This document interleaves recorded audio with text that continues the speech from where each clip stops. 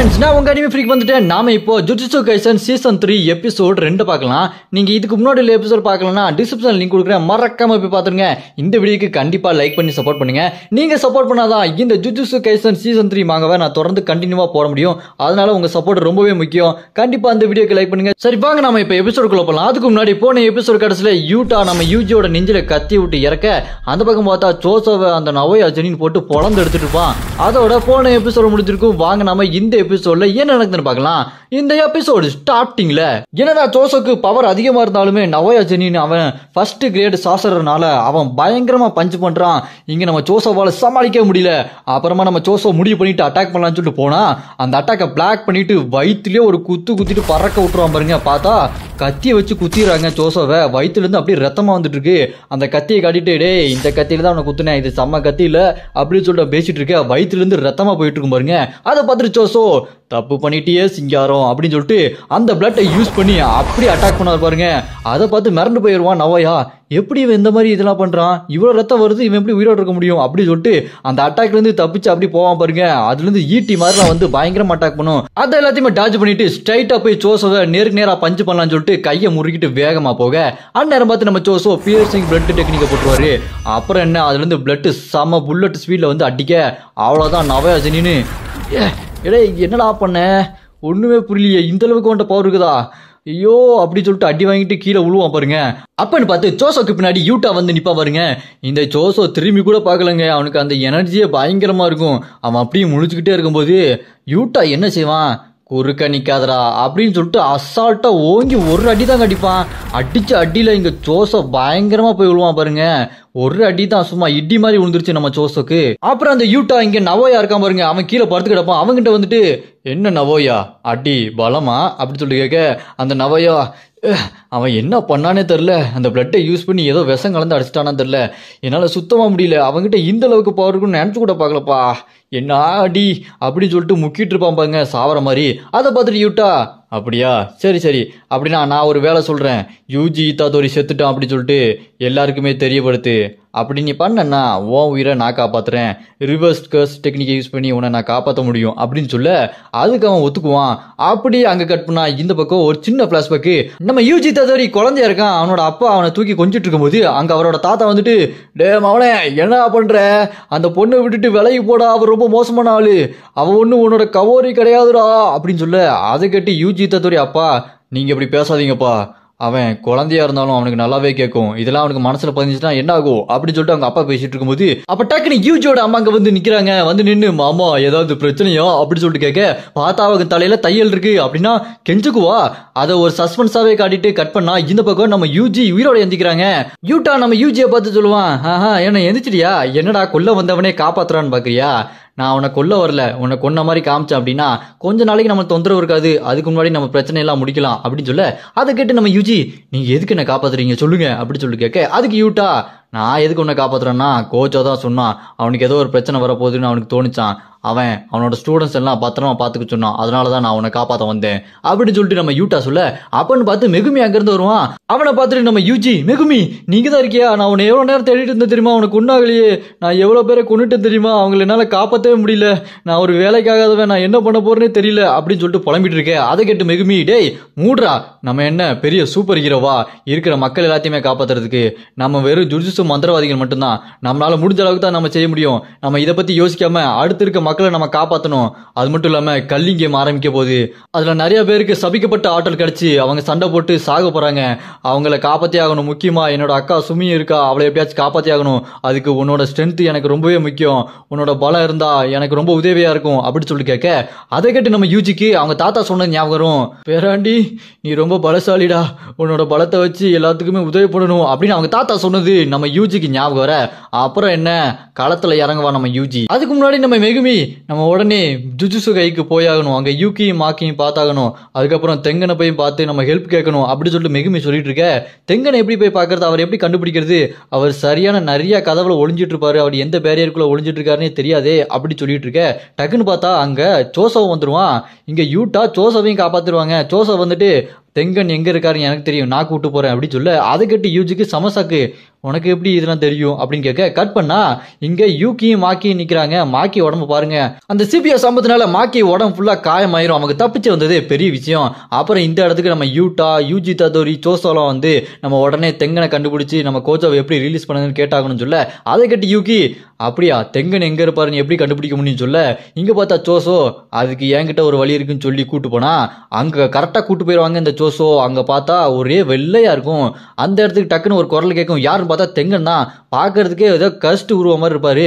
அவரை பார்த்துட்டு இங்க யூகியோ தெங்கன் நீங்க தானே, ஏன் இந்த மாதிரி இருக்கீங்க அப்படின்னு சொல்ல அதுக்கு தெங்கனும் ஆமா எனக்கு தான் மனுஷ உருவம் கிடைக்கும் போது தடுத்து விட்டானே, எனக்கு மனுஷ உருவம் கிடைச்சா நான் இப்படியா இருக்க போறேன். அது மட்டும் இல்லாம அந்த கெஞ்சக்கு என்னை தேடிக்கிட்டே இருக்கான், அதுக்கு நீங்க பாதுகாப்பு கொடுத்தாகணும் அப்படின்னு சொல்ல அதை கேட்டுட்டு அதெல்லாம் இருக்கட்டும் கோஜாவை எப்படி காப்பாத்துறது சொல்லுங்க அப்படின்னு சொல்லிட்டு யூஜி கேட்க அதுக்கு தெங்கனும் அப்படியா அதுக்கு கர்ஸ்ட் டெக்னிக்கை பிரேக் பண்ற வெப்பன் இருக்குமே அதை வச்சு அடிக்கலாமே சொல்ல அது இருந்தது டோஜி கிட்ட, அது ஒரு வெப்பனையும் அப்படியே அழிச்சிட்டாங்க, வேற ஏதாச்சும் வழி சொல்லுங்க அப்படின்னு சொல்லிட்டு கேட்க அதுக்கு தெங்கனும் அப்படியா அதுக்கு நீங்க ஏஞ்சல்ன்ற ஒரு கர்ஸ்ட் டெக்னிக் இருக்கிற பொண்ணை போய் பிடிக்கணும். அது மட்டும் இல்லாம கோஜா உடைச்ச அந்த பாக்ஸ்ல முன்னாடி கதை வழியா தான் கோஜா உடைச்சிருக்காங்க, அவனை பின்னாடி கதை வழியா நம்ம போய் காப்பாத்தலாம் அப்படின்னு சொல்ல அதை கேட்டு இங்க நம்ம யூஜியோ ஆமா நீங்க தான் தெங்கனாச்சே, அந்த ஏஞ்சல் பொண்ணு எங்க இருக்கான்னு கண்டுபிடிச்சு கூட்டு வர வேண்டியதானே அப்படி சொல்ல அதை கேட்டு தெங்கன்னு நான் வெளியே போனேன் கெஞ்சக்கு என்ன பிடிச்சிருவான், அதனாலதான் நான் சொல்றேன் நீங்களே போய் கண்டுபிடிச்சு அடுத்தடுத்த வேலையை பாருங்க அப்படின்னு சொல்ல அப்புறம் பார்த்தா நம்ம மெகுமி அக்கா சுமியை காப்பாற்றணும்,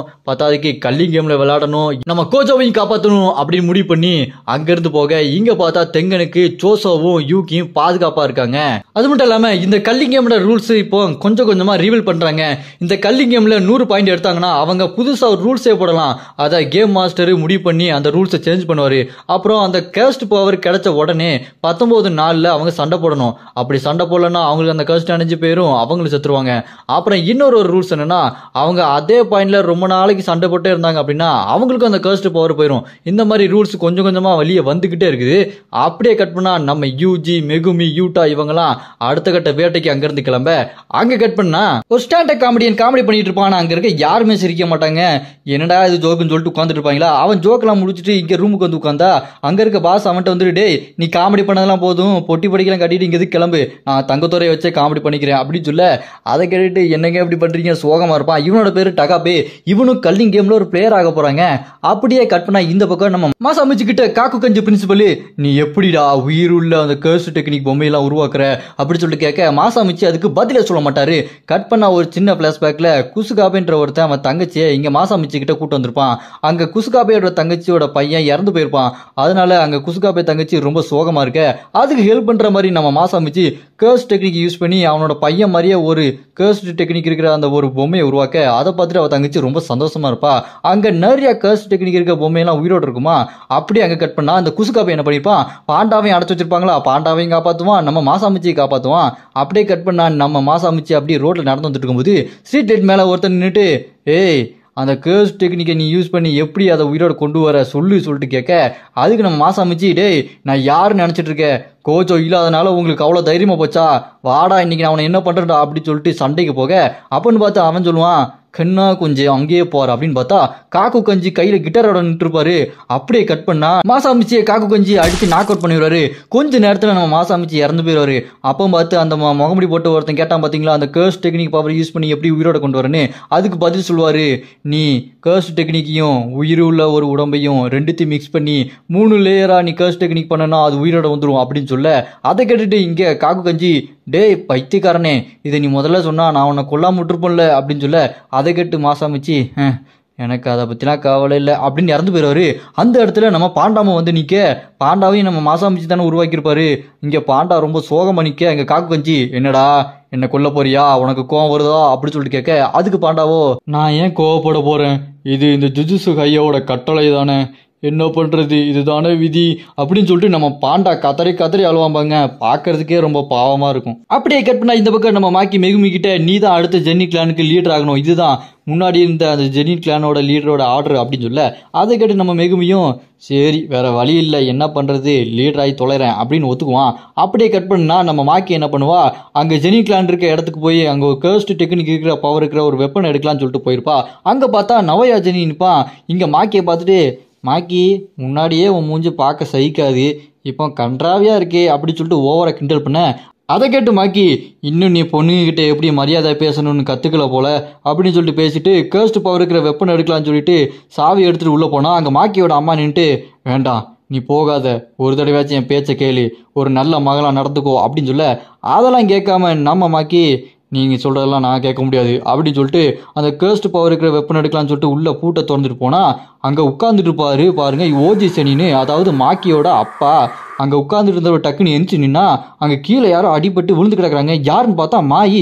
அதை பார்த்துட்டு மாக்கிக்கு மாய் நீ உயிரோடையா இருக்க அப்படி சொல்லி வாயை பிளந்து பார்த்துட்டு இருக்க. கட் பண்ணா ஒரு சின்ன ஃபிளாஷ்பேக்கு அதில் நவோயா ஜெனினும் ஜின்சி ஜெனின்னு பேசிட்டு இருப்பானுங்க.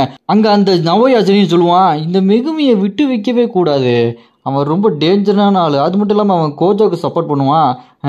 இப்போ ஒரு கிடச்சிருச்சு ஒரு ஐடியா, கோஜோவை ரிலீஸ் பண்ணணும்னு நினச்சா அவங்கள தண்டிக்கணும்னு ஜுஜுட்சு கை ரூல்ஸ் போட்டிருக்குல்ல, அதை வச்சு அந்த மெகுமியும் அவனோட ஃப்ரெண்ட்ஸ் எல்லாத்தையுமே கொண்டுடலாம். ஆனால் அதில் மாக்கி இருப்பாளே அப்படின்னு சொல்லிட்டு அந்த ஜென்சி ஜென்னி சொல்ல அதை கேட்டு அந்த நவோயா ஜெனின்னு மாக்கி இருந்தா என்ன காக்கி இருந்தா என்ன, ஓஜிக்கிட்ட சொன்னால் அவன் ரூல்ஸை தான் மதிப்பான், ஏன்னா அவனுக்கு கிளான் தான் முக்கியம், அவனுக்கு அவனோட பொண்ணுங்களாம் முக்கியமே இல்லை அப்படின்னு சொல்லுவான். பார்த்தா அதே மாதிரி அந்த ஓஜி ஜெனினுக்கு அவனோட பொண்ணுங்க முக்கியமே இல்லைங்க, பொண்ணை கொள்றதுக்கே தயாராகிட்டான். அப்படியே கட் பண்ணால் இந்த பக்கம் அட்டாக் பண்ணுறதுக்கு ரெடி ஆகாம பாருங்க. நான் இந்த கிளானுக்கு லீடர் ஆக முடியல, அதுக்கு காரணம் உங்களை மாதிரியான சட்டத்திட்டத்தை ஃபாலோ பண்ணாத ஒன்றுத்துக்கும் உதவாக்கிற மகள்கள் தான் அப்படின்னு சொல்லிட்டு அவன் அட்டாக் பண்ணுறதுக்காக ஸ்வாடை எடுப்பான் பாருங்க. இந்த பழக்கம் நம்ம மாக்கியும் காஸ்ட் பவர் இருக்கிற ஒரு வெப்பன் எடுப்பாங்க. இதை நம்ம தெங்கட்டிருந்து வாங்கிட்டு வந்திருக்காங்க நம்ம மாக்கி. அந்த வெப்பனோட பவர் என்னன்னா மற்றவங்களோட காஸ்ட் பவரை அப்படியே அப்சர்வ் பண்ணி திருப்பி அதை வச்சு அட்டாக் பண்ணுறது தான்.